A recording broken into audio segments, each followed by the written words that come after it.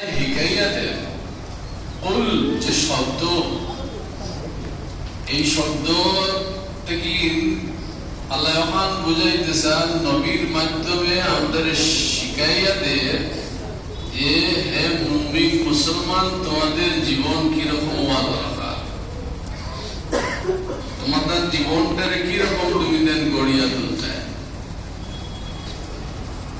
তো তুমি দেন হও কুল ইন্না সালাতি ওয়া নুসুকি,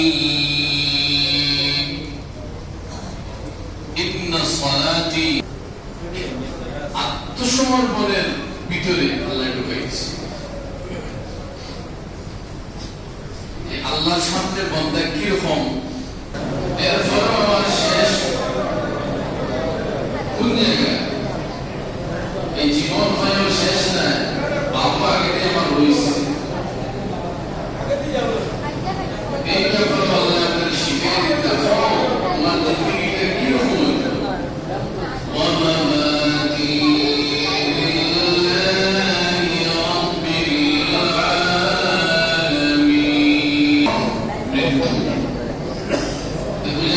জীবনের পরেও আমরা মৃত্যু হয়, কোরবানি আর নামাজ আল্লাহ লাগিয়ে হইতো না।